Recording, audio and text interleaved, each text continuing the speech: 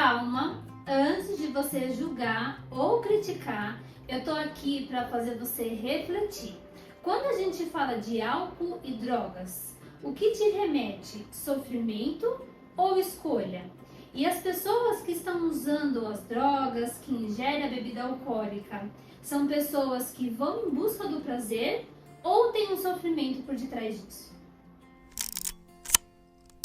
Olá, meu nome é Natália Pesce, sou diretora da Clínica Eli e psicóloga clínica. Hoje eu vim abordar um assunto com vocês que parece clichê, todo mundo fala, mas não, é um assunto super importante. No mês de fevereiro, aproveitando essa campanha, a gente tem a celebração do combate a drogas e álcool. Então hoje eu vou trazer essa reflexão e muito assunto para a gente discutir também. Aproveita e já se inscreve aqui no nosso canal, acompanhe a gente nas redes sociais e se você está precisando de ajuda ou conhece alguém que está precisando, pode me chamar no direct para a gente conversar. Quando a gente fala sobre o combate a álcool e drogas, a gente precisa falar sobre o que está por trás dessa substância. Tem muitas pessoas que acabam se tornando viciados ou têm um uso muito frequente por conta de uma dor emocional, por conta de um sofrimento, por conta de um trauma e por diversos transtornos que ele também pode ter, como ansiedade, depressão, abusos. Então, quando a gente fala sobre álcool e sobre drogas, a gente precisa entender o que essa substância significa para a pessoa, o porquê ela usou esse recurso para conseguir tratar ou para conseguir ter mais qualidade de vida e conseguir sobreviver em muitos dos casos. Se realmente fosse uma escolha, seria muito simples, uma mudança de hábito, uma mudança de rotina, até uma substituição por outra coisa. Quando a gente fala do vício, quando a gente fala do uso, a gente precisa falar que quando tem uma alta frequência que vai levar ao vício, a gente tem duas mudanças. Primeiro, cerebral, ou seja, quimicamente o corpo e o cérebro ele muda e aí a gente parte para a dependência. E também vai ter outra mudança que é do emocional, ou seja, para a gente resolver as nossas aflições, angústias, ansiedade, a gente vai ficar dependente dessa substância. Logo, não é simplesmente vou parar hoje, porque a gente não vai ter recursos de lidar com a nossa dificuldade sem aquela substância. Algo que a gente também pode associar é o uso do remédio. Primeiro, tem muita gente que se coloca como viciado no remédio, uma substância que vicia. Então, para essa primeira parte, a gente precisa entender que o vício não vem só da substância quimicamente falando, mas por conta do nosso emocional. Então, o remédio a gente pode colocar como mais uma droga que vicia. E a gente também pode colocar que o uso da medicação, quando ele precisa ser interrompido, independente do motivo, a gente precisa gradativamente ir tirando esse remédio da pessoa para o corpo não só ir se acostumando a viver sem essa substância, como o nosso emocional também precisa se ver sem aquela substância. Um tema muito difícil que a gente vê nos nossos atendimentos é a pessoa perceber quando ela precisa parar.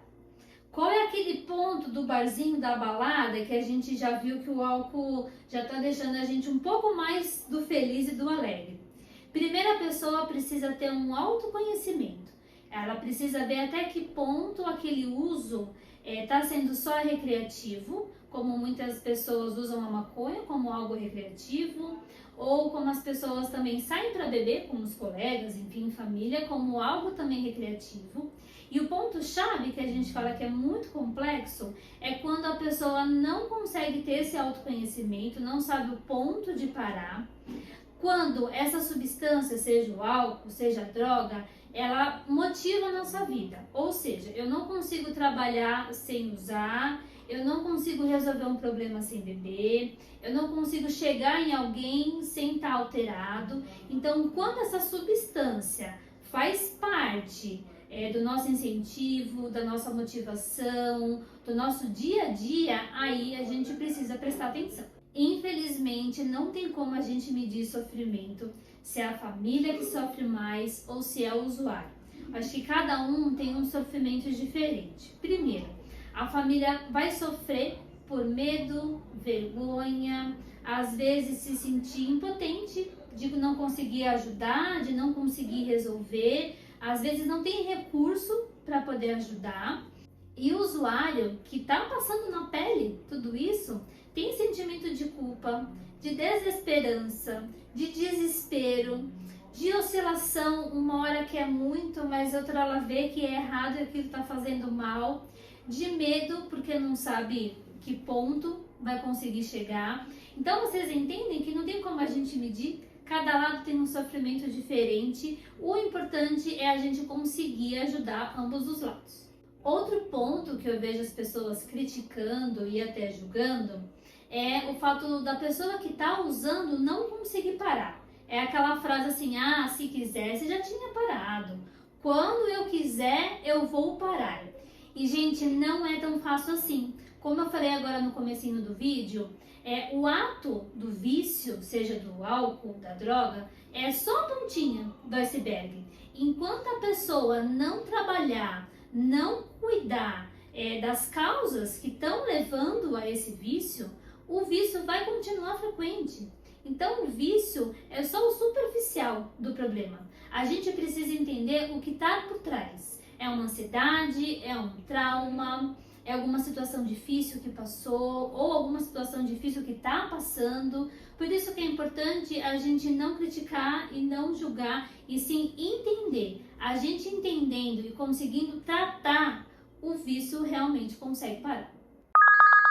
Mesmo com o avanço de pesquisa e de tecnologia, tem muita gente ainda que acredita que nenhum tratamento funciona, que nenhum tratamento resolve, vai para a clínica, resolve, sai, volta tudo de novo. Então, calma, antes de a gente já criticar o método, a gente precisa pensar que sim, há tratamento. Às vezes o tratamento pode ser mais demorado, às vezes o tratamento é mais difícil, mas a gente não pode perder a esperança. Então a gente tem a psicoterapia como uma das formas essenciais para a gente tratar não só o vício, como também as causas desse vício. Muitos dos casos a gente vai precisar da medicação. Lembra que eu falei? O vício vai mexer quimicamente com o nosso cérebro, quimicamente com o nosso corpo. Então a medicação ela vai entrar aí para a gente regular, para ajudar na dependência, né? Por exemplo, a gente tem as clínicas. Isso eu tô falando de casos mais graves, mais sérios. Então realmente vai precisar fazer uma internação. Tudo isso para conseguir fazer a pessoa conseguir entrar em contato nessas causas e aí realmente conseguir melhorar.